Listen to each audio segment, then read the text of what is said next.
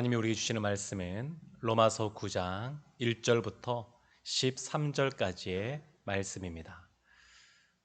9장 1절과 2절은 합쳐져 있거든요. 그래서 제가 1, 2절을 읽고 여러분이 3절부터 읽으시면 되겠습니다. 제가 먼저 1절 말씀부터 보겠습니다. 내가 그리스도 안에서 참말을 하고 거짓말을 아니하노라. 나에게 큰 근심이 있는 것과 마음에 그치지 않는 고통이 있는 것을 내 양심이 성령 안에서 나와 더불어 증언하노니, 나의 형제 곧 고륙의 친척을 위하여 내 자신이 저주를 받아 그리스도에게서 끊어질지라도 원하는 바로라. 그들은 이스라엘 사람이라. 그들에게는 양자됨과 영광과 언약들과 율법을 세우는 것과 예배와 약속들이 있고, 조상들도 그들의 것이요 육신으로 하면 그리스도가 그들에게서 나셨으니 그는 만물 위에 계셔서 세세의 찬양을 받으실 하나님이시니라. 아멘. 그러나 하나님의 말씀이 폐허진 것 같지 않도다. 이스라엘에게서 난 그들이 다 이스라엘이 아니요 또한 아브라함의 씨가 다 그의 자녀가 아니라 오직 이삭으로부터 난 자라야 내 씨라 불리리라 하셨으니, 곧 육신의 자녀가 하나님의 자녀가 아니요 오직 약속의 자녀가 씨로 여기심을 받느니라.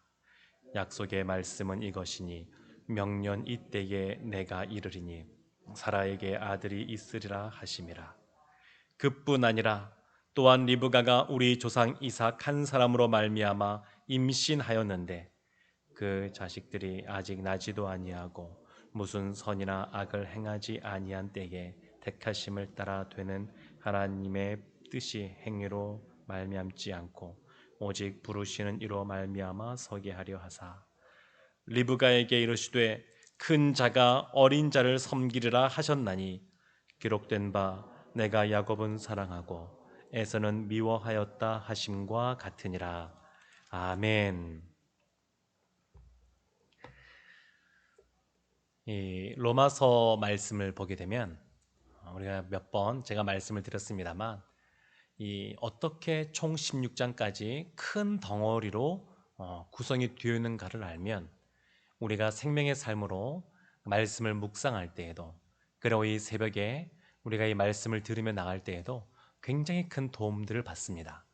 이 9장부터는 새로운 것들이 시작되는데, 이 앞부분 1장부터 8장까지는 이신칭의 믿음으로써 의롭게 된다라고 하는 것과 관련하여 여러 가지 교리들이 나왔다. 그러면 9장부터 11장까지는 그러면 이신칭의가 구속사적인 이 역사 속에서 어떻게 이루어지는가에 대하여 유대인과 이방인의 그러한 관계, 또 특별히 선택받은 이 유대인과 관련하여서 그 내용들이 기록이 되어 있습니다.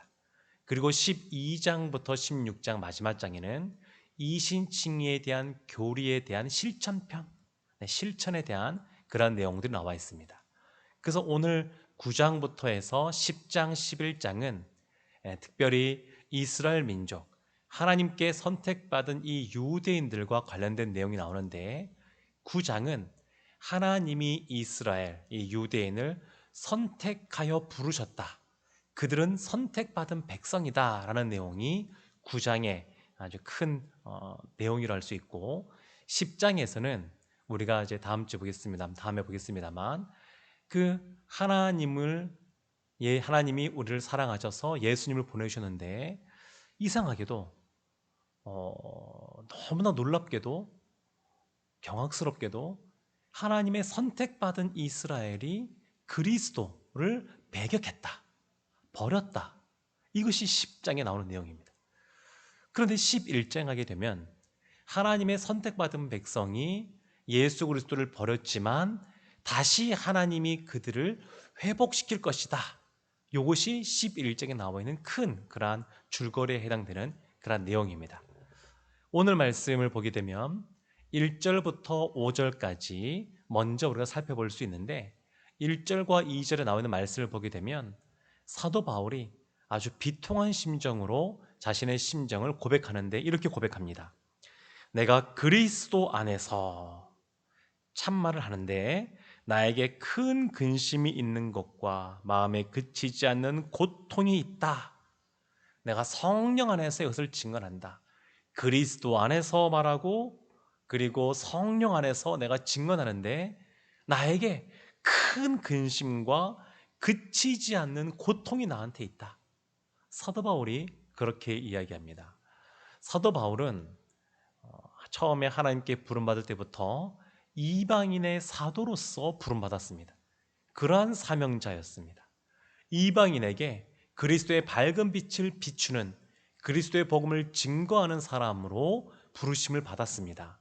그러나 그렇단다 할지라도 자신의 민족, 자신의 동족, 유대인, 하나님으로부터 부름받은, 선택받은 그 이스라엘을 향한 애끓는 마음이 없었던 것이 아닙니다. 여전히 그런 마음이 있습니다. 이러한 표현을 보게 되면 떠올려지는 인물이 있는데 모세입니다. 모세가 금 송아지를 만들어 놓고 우상을 숭배하는 그러한 이스라엘을 바라보면서 아주 마음에 분한, 하나님부터 오는 그런 분한 마음이 있었습니다. 그렇지만 그들이 하나님으로부터 멸하는 것에 대해서는 그 목숨을 걸고 그것을 위하여 기도하는 장면이 나옵니다. 그래서 출애굽기 32장 32절을 보면 이런 말씀이 있습니다. 그러나 이제 그들의 죄를 사하시옵소서. 그렇지 아니하시오면 원하건대 주께서 기록하신 책에서 내 이름을 지워버려 주옵소서. 내 이름을 생명책에서 지우는 한이 있더라도 내 민족을 또 구원해 달라고, 다시 한 번 더 살려달라고 이렇게 모세가 간구하는 것을 볼 수 있습니다. 선지자 중에서 예레미야 선지자를 보게 되면 하나님께 부름받아서 하나님 주신 말씀을 선포하면서 그 같은 민족인 이스라엘로부터 참 많은 고통을 당합니다. 예레미야 20장 보게 되면 7절과 8절에 이런 말씀이 있습니다. 여호와께서 주께서 나를 권유하심으로 내가 그 권유를 받았사오며 주께서 나보다 강하사 이기셨으므로 내가 조롱거리가 되니 사람마다 종일토록 나를 조롱하나이다. 내가 말할 때마다 외치며 파멸과 멸망을 선포하므로 여호와의 말씀으로 말미암아 내가 종일토록 치욕과 모욕거리가 됨이니이다. 하나님이 주신 말씀을 가지고 그것을 선포하다 보니까 너희들 이렇게 하면 망하게 되니까 주님께 돌이켜라.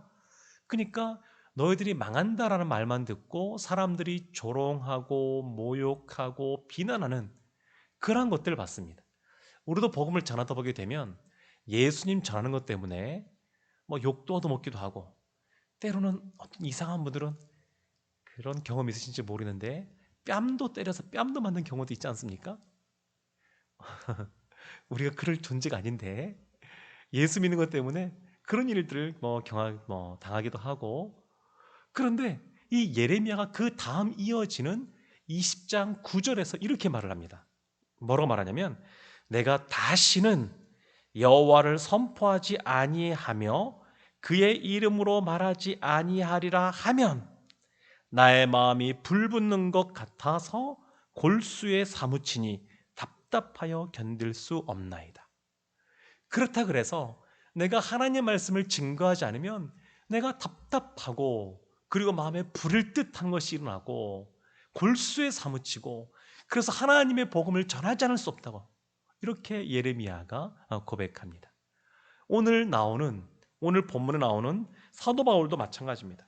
사도 바울도 3절을 보면 그래서 이렇게 고백하거든요.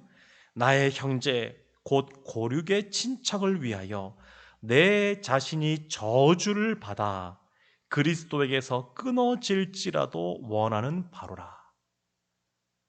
자신의 민족, 자신의 동족을 사랑하는 겁니다. 자신의 형제를 사랑하는 겁니다. 그리고 그 동족들을 향하여 정말 그들이 잘 되기를 원하고 구원받은 백성이 되기를 원하는 마음이 그 마음에 가득한 것을 볼 수 있습니다. 이방인의 사도로서 열심히 이방인 그리스도인들에게 또 말씀을 가르치기도 하고 복음을 전하기도 하는 삶을 살아왔지만 그러나 자신의 민족을 향하여 이러한 애끓는 마음으로 있는 사도 바울의 모습을 볼 수 있습니다. 그래서 우리도 우리 교회가 있는 이 방배동 지역뿐만 아니라 이 서초구, 서울, 또 우리나라, 또 우리 민족, 더 나아가서 열방까지 사실은 이 사도 바울과 같은 마음이 우리 가운데 부어지고 또 그렇게 우리가 복음을 증거하는 삶을 살아야 될 줄로 믿습니다. 이 사도 바울은 그랬습니다. 그러면서 4절부터 보게 되면 이스라엘이 얼마나 하나님께 선택받고 얼마나 큰 은혜를 받아 누리는지를 이렇게 설명하고 있습니다.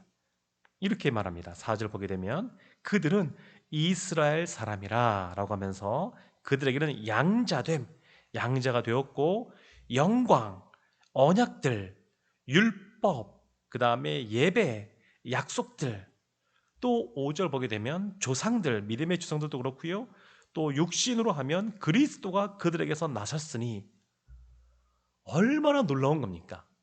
하나님께서 이 땅을 구원하기 위하여 특별히 이스라엘, 유대인들을 하나님께서 선택하여 부르시고 그들에게 이런 놀라운 걸 주셨습니다.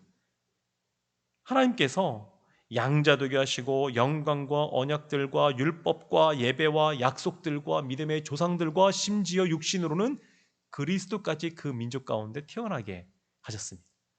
놀라운 겁니다. 놀라운 은혜를 베풀어 주셨습니다. 이스라엘 민족은 그런 민족이라는 것을 사도 바울이 말하고 있습니다. 근데 우리도 사실은 마찬가지입니다. 우리도 원래는 이방인이긴 하지만 그리스도께서 우리를 양자로 삼아 주셨습니다. 이것도 비교할 수 없는 놀라운 그런 은혜입니다. 우리도 그렇게 큰 은혜 가운데 있는 사람입니다. 우리 자녀들 보게 되면 엄마가 우리 자녀들이 몸이 건강하기 위하여 또 몸에 좋으라고 아주 몸에 좋은 맛있는 반찬을 이렇게 차려놨습니다. 근데 사랑하는 자녀들이 글쎄 몸에 안 좋은 것들로 군것질을 하고 아주 맛있게 건강하게 차려놓은 반찬은 안 먹는 겁니다. 우리 자녀들에게 정말로 잘되라고 믿음의 권면을 하고 가르치지만 자녀들이 자신이 생각할 때 이것이 더 좋다, 세상의 어떤 유혹거리나 또 본인 뜻을 하는 것이 더 좋다 생각해서 부모의 말을 듣지 않습니다. 마치 그와 비슷하지 않나 싶습니다. 이것보다 훨씬 더한 거죠. 아무리 좋은 것들 허락해 주는데, 진짜 좋은 것도 허락해 주는데 받아들이지 않는 겁니다. 받아들이지 않는 겁니다. 6절부터 보게 되면 6절 이 상반절에 진짜 중요한 말씀이 나오는데 이런 말씀이 나옵니다. 그러나 하나님의 말씀이 폐하여진 것 같지 않도다. 하나님의 말씀이 이스라엘이 그렇게 하나님으로부터 선택받고 많은 것들을 받았고 그리고 예수 그리스도를 거절하고 부인했지만 십자가에 못 박았지만 그렇다 하더라도 여전히 하나님의 말씀이 폐하여지지 않았다고 말합니다. 하나님이 허락하신 약속의 말씀이 폐하여지지 않았다는 겁니다. 이스라엘이 그렇게 패역하게 하나님을 향하여 대적하는 삶을 살았지만 하나님께서 주신 많은 선물들을 내팽개치고 자신들도 살아갔지만 그러나 하나님께서 여전히 하나님의 약속의 말씀을 폐하지 않고 그 약속의 말씀을 이루어 가신다라고 말하고 있는 겁니다. 그래서 9장, 10장, 11장이 사실은 이게 한 덩어리라고 말씀드리지 않았습니까? 11장 26절에 가게 되면 26절부터 29절까지 보게 되면 이런 말씀이 있습니다. 로마서 11장 26절에 그리하여 온 이스라엘이 구원을 받으리라. 이스라엘이 결국 구원을 받게 된다는 겁니다. 그러면서 기록된 바 구원자가 시온에서 오사 야곱에서 경건하지 않은 것들을 돌이키시겠고 내가 그들의 죄를 없이 할 때에 그들에게 이루어질 내 언약이 이것이라 함과 같으니라. 복음으로 하면 그들이 너희로 말미암아 원수된 자로 택하심으로 하면 조상들로 말미암아 사랑을 입은 자라. 하나님의 은사와 부르심에는 후회하심이 없느니라. 아멘. 진짜 놀라운 말씀입니다. 그렇게 하나님께서 베풀어 주신 것들을 그 은혜를 모르고 배은망덕하게 하나님을 대적하는 삶을 살았지만 그래도 하나님께서 약속의 말씀을 기억하시사 구원하실 것이라고 다시 한 번 더 말씀하고 계십니다. 그래서 하나님께서는 하나님의 말씀, 밑에 보면 약속의 말씀이 나오는데 약속의 말씀, 이런 것을 결코 하나님께서 잊어버리시거나 버리지 아니하시고 그것을 이루어 가시는 것을 볼 수가 있습니다. 오늘 말씀 속에서 보게 되면 그것을 두 가지 예를 들어서 설명합니다. 하나님께서 이러한 약속의 말씀이 패하신 것 같지 않고 라고 하면서 두 가지를 말하는데, 첫 번째는 아브라함의 자녀들과 관련하여서, 두 번째는 이삭의 자녀들과 관련하여서 그것을 이야기합니다. 아브라함 보게 되면 7절부터 보면 이렇게 나오죠. 아브라함의 씨가 다 그의 자녀가 아니라 오직 이삭으로부터 난 자라야 내 씨라 불리리라. 이 이삭은 약속의 자녀라는 겁니다. 약속의 자녀. 아브라함에게는 이삭 말고도 이스마엘이 있지 않았습니까? 그런데 이스마엘도 혈통으로는 아브라함의 자녀이지만 하나님께서 혈통으로 복을 주시는 것이 아니라 약속의 자녀, 하나님이 선택하여 부른 그 약속의 자녀인 이삭의 자녀들로 하여금 복을 받게 하신다, 이런 말씀이고요.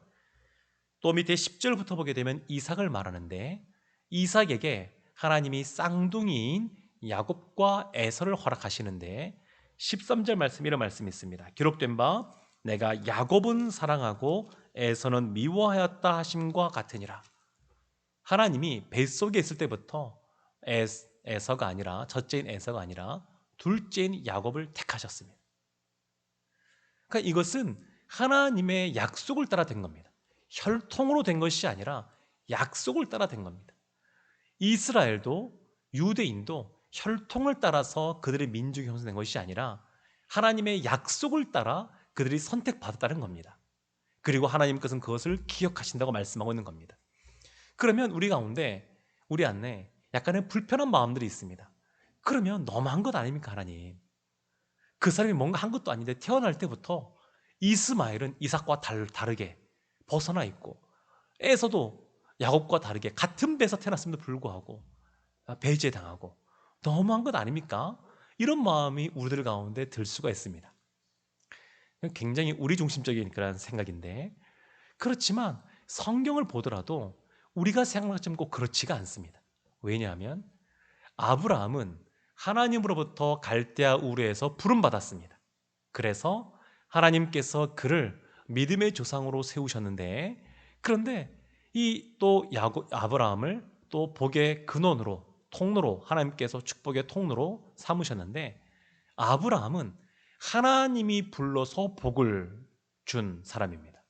그의 아들인, 약속의 아들인 이삭은 아브라함이 복을 받았기 때문에 그 복으로 말미암아 이삭도 복을 받는 겁니다.